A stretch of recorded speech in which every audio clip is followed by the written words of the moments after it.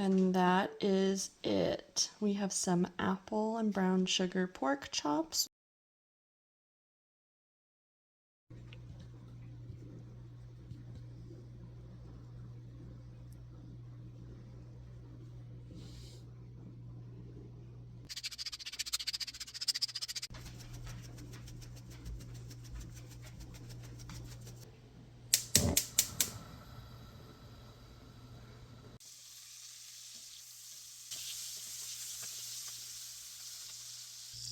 Next, I'm going to sprinkle a little bit of brown sugar on the apples to make them nice and caramelized.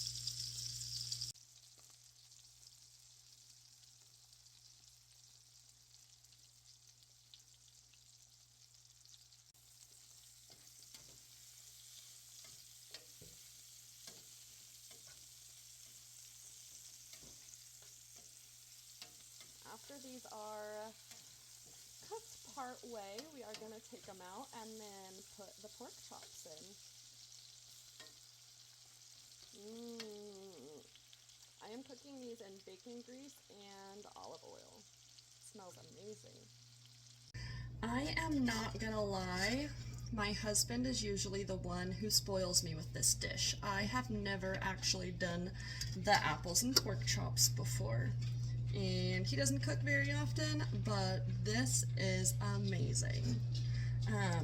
So we're gonna see how it turns out, because I don't usually pay attention when he does. It smells amazing. I'm taking the apples out right now.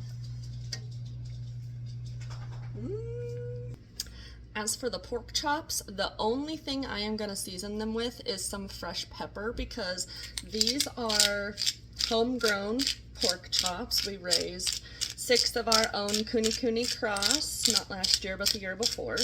And it was quite the experience. I had a lot of fun, and I will do it again. But the taste of these homegrown pork chops is not comparable to anything that's store-bought or anything that I've ever had before. So because they are Kuni, they are extra fatty. But again, the taste is so worth it.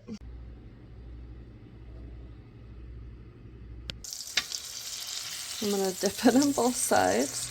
We're just gonna keep going strong with this pair of tongs here, hopefully. So we get both sides full of goodness.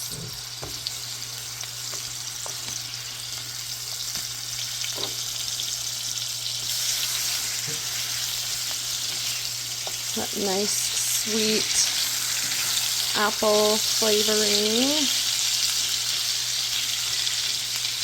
I am gonna go ahead and dip my pork in both sides.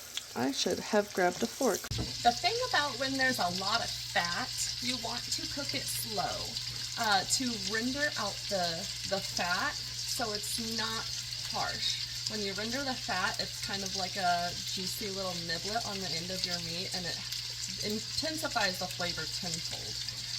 But if you don't render your fat, you're going to get just a piece of fat, and it is not tasty. So cook it a little bit lower and a little bit slower. I like to get a crust on both sides, and then I'm going to go ahead and deglaze it with a little bit of beer. Can't wait. I did go ahead and turn these down because they are frying up fast, and I don't want them to cook so fast. Oh, she got me.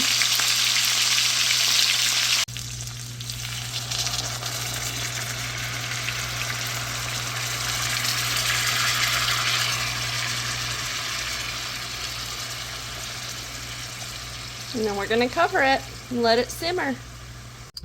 I deglazed my pan with Busch Light because that's what my husband drinks, but you can deglaze it with really anything. Whatever kind of flavor you'd prefer. A light beer to start with. If you want to get funky, go for it. Do something else.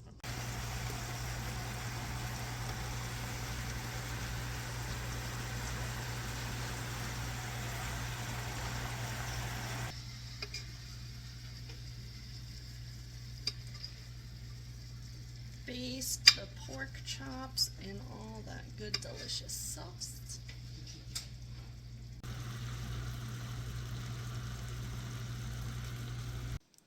And that is it. We have some apple and brown sugar pork chops with some roasted carrots and pickled beets.